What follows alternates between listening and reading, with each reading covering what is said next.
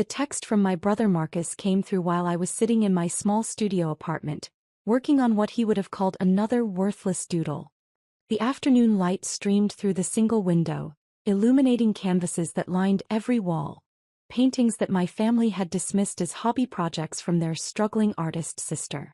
Sold your amateur paintings for $50 each. You're welcome, Marcus had written, followed by a smug emoji. Found them in Mom's garage when we were cleaning out her stuff. At least now they're not taking up space. I stared at the message for a long moment, my coffee growing cold in my hands. Those paintings, 5 pieces I'd stored at Mom's house during my experimental phase, 3 years ago, weren't just random artwork. They were early pieces from my Meridian series, created under my pseudonym M. Sterling.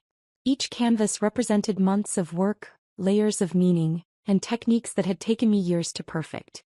Thank you for letting me know, I replied, keeping my response neutral. His response came immediately. Aren't you mad? I thought you'd be upset about me getting rid of your stuff without asking. I wasn't mad. I was fascinated. Because those amateur paintings were worth approximately $12 million each on the current art market. And the buyers? Well, the buyers were actually my own art dealers, working under strict instructions to acquire any M. Sterling pieces that appeared on the secondary market. My phone rang. It was Marcus, probably expecting me to break down crying about my lost artwork. Hey Sophie, he said, his voice carrying that particular tone of forced sympathy he used when he thought he was delivering bad news. Look, I know you're probably upset about the paintings, but honestly $50 each was pretty good for amateur work. The guy at the estate sale said most people were offering $20. Estate sale? I asked, genuinely curious about how this had unfolded. Yeah, you know how Mom had all that junk in her garage. Dad and I decided to just clear everything out and sell it. There were boxes of your old art supplies, some canvases, and those 5 paintings you left there. I figured they were just taking up space and Dad needed the money from the sale anyway. Dad needed the money. That was rich.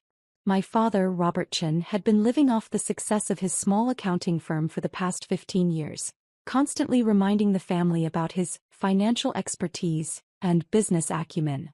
He'd spent years lecturing me about the impracticality of art as a career, suggesting I pursue something stable, like accounting or business management. Who bought them? I asked. Some art dealer from the city.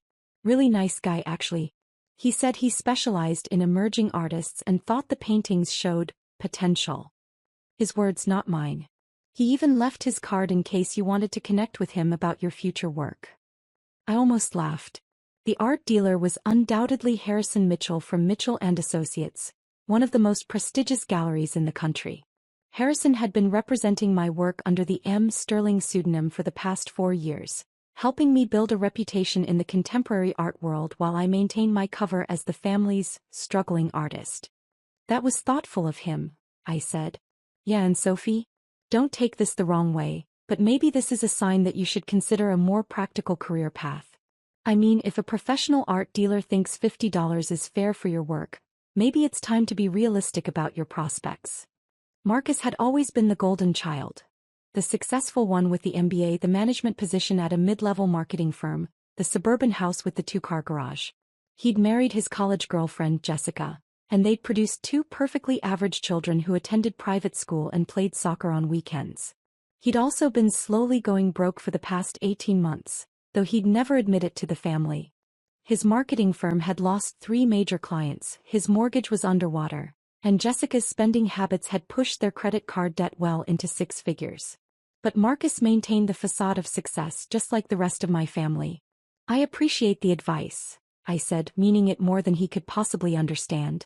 Also, Dad wanted me to ask if you needed money for rent this month.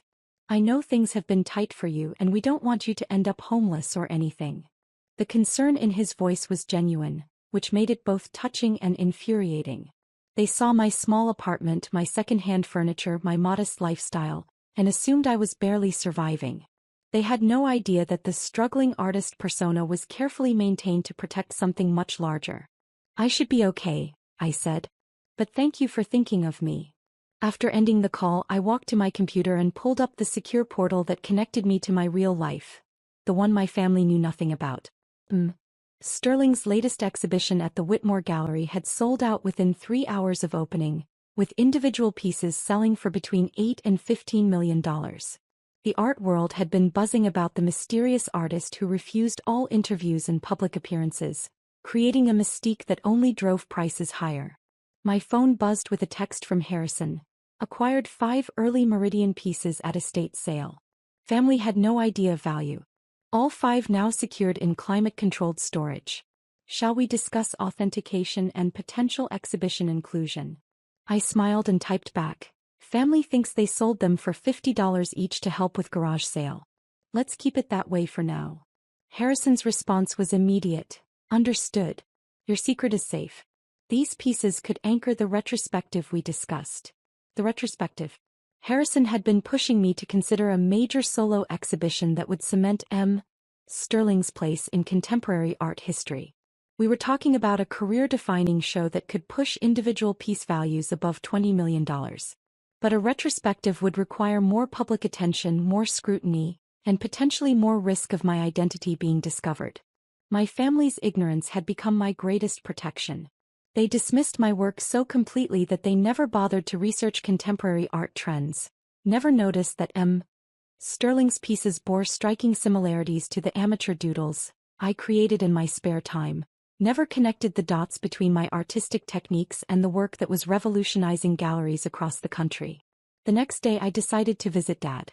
He lived in the same suburban house where I'd grown up, surrounded by the relics of middle-class achievement, family photos documenting graduations and promotions, awards from local business organizations, furniture that had been expensive 20 years ago but now looked dated and worn.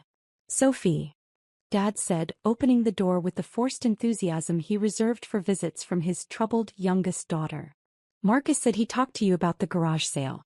I hope you're not upset about the paintings. Not at all, I said, settling into the same couch where I'd once announced my intention to study art in college, a declaration that had prompted a 2-hour lecture about financial responsibility and career prospects. Good. Marcus was worried you might be hurt that we didn't ask first, but honestly, Sophie, those paintings were just taking up space.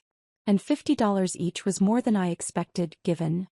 He trailed off, probably realizing that finishing the sentence would require him to articulate exactly what he thought of my artistic abilities. Given that they were amateur work? I supplied helpfully. Dad had the grace to look slightly embarrassed. Well, I just meant that the art market is incredibly competitive. Even talented artists struggle to make a living. I've always worried about your financial stability. I understand, I said. And I appreciate that you and Marcus were looking out for me. Actually, that's something I wanted to discuss with you. This garage sale made me realize how precarious your situation might be. Marcus and I have been talking and we think it might be time for you to consider a career change. Here it came. The intervention I'd been expecting for years. I've spoken to some clients who run businesses in the area. There are opportunities in administrative work, customer service, even entry-level accounting if you're willing to learn. You're still young enough to start over in a practical field. Dad pulled out a folder filled with printouts, job listings, career guides, articles about adults transitioning to new professions. He'd clearly spent considerable time preparing this presentation. I know it's not what you dreamed of, he continued, but dreams don't pay rent. And frankly, Sophie, the art world is brutal. If you're only getting $50 for paintings that took you months to create, the math just doesn't work. I looked at the job listings spread across the coffee table. Customer service representative, $32,000 annually. Administrative assistant, $28,000 with benefits. Entry-level bookkeeper, $35,000 to start. My last painting had sold for $14.2 million. These look like good opportunities, I said, genuinely appreciating the effort he'd put into researching options. Can I think about it? Of course. But Sophie, don't wait too long. The longer you stay in this artistic fantasy, the harder it becomes to transition to the real world. The real world. If only he knew that I was currently negotiating with 3 different museums for permanent installations, that my work was being studied in graduate-level art theory courses, that collectors from 12 countries had pieces on waiting lists. After leaving Dad's house, I drove to my real studio. Not the small apartment where I maintain my cover, but a 5,000 square foot warehouse space in the industrial district. The building looked unremarkable from the outside, just another converted factory among dozens of similar structures. But inside, it was a cathedral of creativity. Natural light flooded in through massive skylights, illuminating canvases that stretched 12 feet in height. Professional-grade easels held works in progress, each piece representing months of conceptual development and technical execution. The air smelled of oil paint and possibility. This was where Sterling really lived. I pulled out my phone and called Harrison. "I've been thinking about your retrospective proposal," I said, running my hand along the edge of a canvas that would likely sell for $20 million when completed. "And my family just sold 5 of my early pieces for $50 each. They have no idea what they're actually worth. If I do this retrospective, if Sterling steps into the full spotlight, there's a chance they'll eventually make the connection." Harrison was quiet for a moment. "Are you concerned about their reaction?" "I'm concerned about losing the protection that their ignorance provides. Right now they're so convinced of my failure that they don't look closely at anything I do. That invisibility has been invaluable. But it's also limiting your growth as an artist and your impact on the contemporary art world. Sterling's work deserves to be seen, studied, and celebrated. You're not just creating beautiful objects, you're advancing important conversations about identity, society, and the human experience." He was right, of course. My work under the Sterling pseudonym had tackled subjects that mattered. Economic inequality, environmental destruction, the psychology of modern isolation. The paintings weren't just aesthetically successful, they were culturally significant. What if we structured the retrospective to maintain the mystery? I suggested. No artist appearances, no interviews, just the work itself. We could even play up the anonymous aspect. Make it part of the artistic statement. A phantom retrospective, Harrison mused. Actually, that could be even more powerful. The absence of the artist becomes part of the commentary on celebrity culture and artistic commodification. We talked for another hour, developing a concept that would allow Sterling to have the career-defining exhibition while keeping Sophie Chin safely invisible. It was a delicate balance, but one that could work if executed carefully. That evening Marcus called again. "Hey Sophie, I've been thinking about our conversation yesterday. Jessica and I talked, and we want you to know that if you need help transitioning to a new career, we're here for you. We could even help with a loan for professional training or certification programs." The offer was genuinely kind, which made it simultaneously heartwarming and heartbreaking. Marcus was offering to go further into debt to help his struggling sister, not knowing that his financial situation was far more precarious than mine. "That's incredibly generous," I said. "But Marcus, are you sure you're in a position to help right now? I know things have been challenging with the marketing firm." There was a long pause. "What do you mean?" "I just meant that the economy has been tough on everyone. I wouldn't want you to overextend yourself trying to help me." "Sophie, I'm doing fine. The business is solid, Jessica and I are comfortable, and we can afford to help family when needed. That's what successful people do. We look out for those who are struggling." His defensiveness told me everything I needed to know about how close to the edge he really was. Marcus had built his identity around being the successful sibling, the one who'd made smart choices and achieved financial stability. Admitting to problems would require dismantling that entire self-concept. "I appreciate that," I said. "But I think I'm going to be okay." "Sophie, listen to me. I know you don't want to give up on your dreams, but at some point you have to face reality. You're 32 years old, you're living in a tiny apartment, you're barely making ends meet, and now you've lost 5 paintings that represented months of work. This pattern can't continue indefinitely." 32 years old. In the art world, I was practically a prodigy. Most artists didn't achieve significant commercial success until their 40s or 50s, if ever. Sterling had broken into the highest levels of the market by age 30, a feat that art critics called unprecedented and revolutionary. "You're right that patterns can't continue indefinitely," I said. 3 weeks later, the Whitmore Gallery announced the upcoming Sterling retrospective, Invisible Truths, 5 Years of Vision. The art world went into a frenzy. Collectors, critics, and museums began jockeying for access to the exhibition and the rare opportunity to acquire pieces from the mysterious artist's complete catalog. The announcement made international news. Art publications ran features speculating about M. Sterling's identity, their influences, their future plans. The mystique around the anonymous artist had reached fever pitch, with some critics comparing the cultural phenomenon to Banksy's anonymous street art movement. My family remained completely oblivious. Dad called the day after the announcement to update me on potential job opportunities. Marcus texted about a customer service position at his friend's company. Jessica sent me links to online certification programs for administrative professionals. They were so focused on fixing my failed life that they never looked beyond their assumptions to see what was actually happening around them. The retrospective opened on a Thursday evening in October. I stood across the street from the Whitmore Gallery, wearing jeans and a simple sweater, watching as art collectors, museum directors, and cultural influencers arrived in expensive cars and designer outfits. These were people who could afford to spend millions on a single painting, gathering to celebrate work that I'd created in my warehouse studio while my family worried about my ability to pay rent. Harrison had texted me throughout the day with updates. Opening night sold 3 pieces within first hour. Museum acquisition offers coming in for major works. Critics calling it the most important contemporary exhibition in a decade. My phone rang. It was Marcus. "Sophie, where are you? I tried calling earlier." "Just out running errands," I said, which was technically true. I was running the errand of watching my career-defining exhibition open to unprecedented acclaim. "Good. Listen, I have some news that might cheer you up. Remember that art dealer who bought your paintings at the garage sale? He called Dad today." My heart skipped. "Really?" "Yeah, apparently he's been doing some research and he thinks your work might have more potential than he initially realized. He wants to meet with you about representing some of your newer pieces."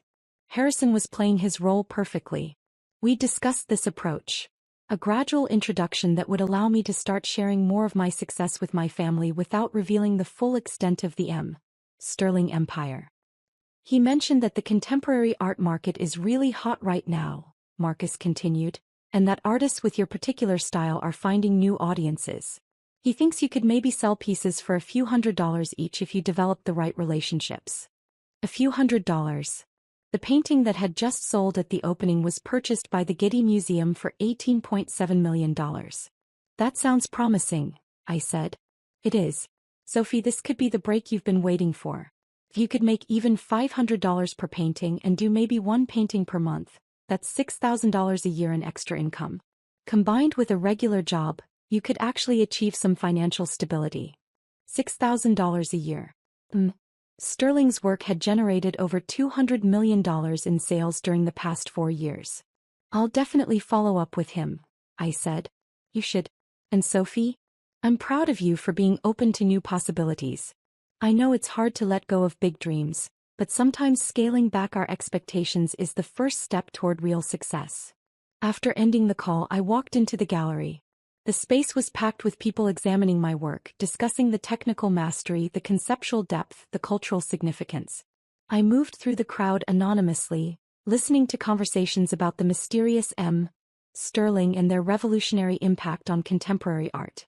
"The brushwork in this piece is extraordinary," a woman was saying to her companion as they stood before one of my recent paintings.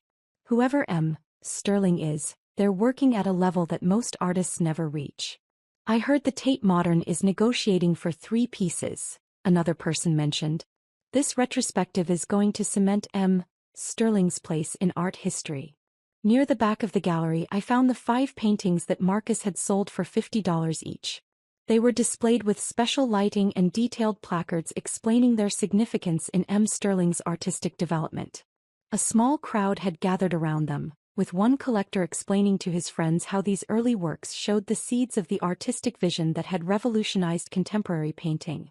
"These 5 pieces alone are valued at approximately $60 million, the collector was saying. "They represent a crucial transitional period in M. Sterling's evolution as an artist." $60 million. Marcus thought he'd helped me by getting $50 each for them at a garage sale. Harrison appeared beside me, professionally dressed and playing his role as the gallery director. "Magnificent turnout," he said quietly, as if we were strangers who'd struck up a conversation. "M. Sterling's work always draws incredible interest." "It's remarkable," I replied, maintaining the charade. I've never seen paintings that combine technical skill with such powerful conceptual frameworks. The artist's anonymity adds another layer of meaning, don't you think? In a culture obsessed with celebrity, Sterling forces us to focus purely on the work itself. We chatted for a few more minutes, then Harrison moved on to other guests, leaving me alone with my secret and my success. My phone buzzed with a text from Dad. "Hope you're having a good evening, sweetheart. Remember to follow up with that art dealer Marcus mentioned. Even small opportunities can lead to bigger things." 2 months later, I was sitting in the same suburban living room where Dad had once lectured me about career practicality, listening to him read aloud from an article in Art News about the continued success of the Sterling retrospective. "Listen to this," Dad said, adjusting his reading glasses. "It says here that this Sterling person has completely transformed the contemporary art market. Individual paintings are selling for over $20 million. Can you imagine?" "It's incredible," I agreed. "The article says Sterling is probably the most successful anonymous artist in history. No one knows who they are, but their work is hanging in major museums around the world." Marcus nodded from his spot on the couch. "It makes you think about the art world differently. I mean, somewhere out there is this person making millions of dollars from painting, and nobody even knows their real name. It also makes you realize how competitive the field really is," Dad added, looking at me with the gentle concern he reserved for discussions of my future. "An artist at that level probably has decades of training, international connections, representation by the most prestigious galleries. It's not something someone can just stumble into." He was trying to be kind, to manage my expectations without crushing my dreams entirely. Dad genuinely believed he was protecting me from disappointment by helping me understand the realities of the art world. "Sophie," Marcus said, "did you ever follow up with that dealer who bought your paintings? He seemed really interested in working with you." "I did," I said. "We've had some good conversations about possibilities." "That's great. Even if you never reach Sterling's level, there's still value in pursuing art as a side income while building a stable career foundation." "Actually," I said, "I have some news about that." Both Dad and Marcus looked at me expectantly. "The dealer has been showing my work to some collectors, and there's been more interest than expected. I've sold several pieces over the past few months." "That's wonderful," Dad said, his face lighting up with genuine pride. "How much were you able to get for them?" "Enough that I think I can focus on art full-time for a while." Marcus leaned forward. "Sophie, that's fantastic, but be careful not to get carried away. Even if you sold a few pieces for a few $100s each, that's not sustainable income.